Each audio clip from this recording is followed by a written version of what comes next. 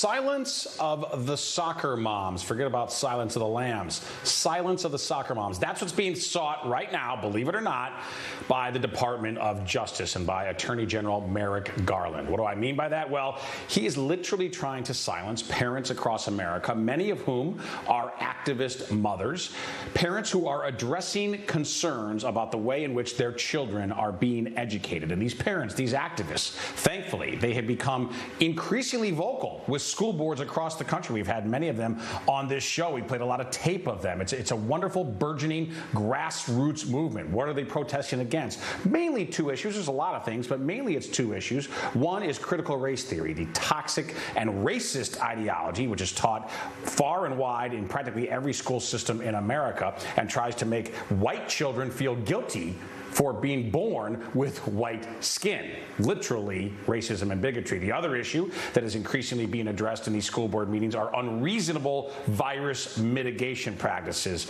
across America. Things like putting preschoolers in masks. So because parents are agitated and activated and organized, the National Association of School Boards, they appealed to the liberal Department of Justice under Joe Biden. And what did they do?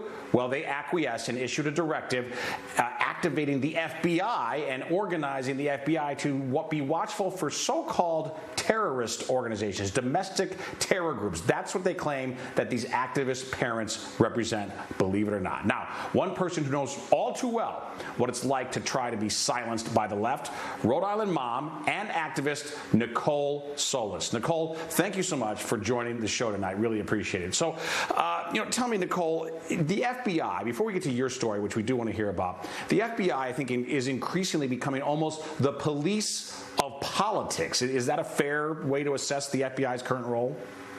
Yes, I said that they were the police of politics. They're the political police, because Garland is saying, without giving any evidence, that there has been this rise in criminal conduct against school personnel, and yet he has nothing to substantiate that claim. I know of no reports of violence against school personnel, no reports of threats of violence against school personnel by parents opposing critical race theory. Now, if there were, that would be reported to the local police, and if the local police believe that it was serious and legitimate, they might kick it up to the state police, and then the state police might give it to the state attorney general. To have the FBI come in here and pretend that this is a legitimate use of law enforcement is absurd. This is a monitoring ideological opponent, and it's a pure intimidation tactic. I believe you're exactly right, Nicole. And thank you for bringing that up, because I, too, and listen, I pay very, very close attention to this. It's my job. And I am unaware of any violence or any threatened violence out there. But if it were to occur, of course, it would be wrong, and it would be totally illegal, and it should be dealt with swiftly at the local level, because there are plenty of laws on the books at the local level. The fact that the feds are getting involved, to me, reeks purely of agenda politics rather than actual concern for anybody's safety out there. Now, regarding your story, you were actually sued because you were agitating too much. You were sued by the teachers union, correct? Can you tell us the details? That's right. I was sued by the teachers union because they want to prevent the disclosure of public information about the teaching of CRT, critical race theory, in my school district. Now, this comes on the heels of my school district threatening to sue me for submitting public records requests to get public information about critical race theory. My school even told me to submit public records requests to get all of my questions answered. And then they turned around. They threatened to sue me. They had a public school committee meeting where they harassed and bullied me for 5 hours, and then ultimately decided not to sue me because they were trying to make an example out of me. So we have Attorney General Merrick Garland pretending like these are legitimate threats happening by parents, when really parents are being harassed, bullied, and intimidated by the school boards. Yes. If anything, you're exactly right. The inverse is true. And I want to point out, by the way, that Merrick Garland, his confirmation to be Attorney General was supported by several Republican senators, a vote that they should unfortunately wear forever as a mark of indignity. I want to ask you more about your lawsuit, because this, I think, is an important part of it, a component of it.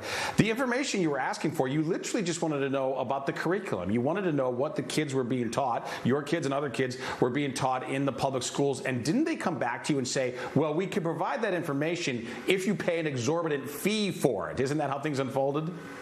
That's exactly right. The Goldwater Institute is representing me pro bono. They submitted a public records request to get information about critical race theory, and the school came back and said that that's going to cost about $75,000 for me to purchase information, public information that I've already paid for, because as taxpayers, that information wouldn't exist without us. So now just for me to see it, I have to pay an exorbitant amount of money. Right. Well, Nicole Solas, keep up the fight. Thank you for everything you're doing. You're clearly a fighter. You're somebody who's not going to give up, and we are 100% behind you. Thank you so much for being here this evening. Really appreciate it. Thank you so much.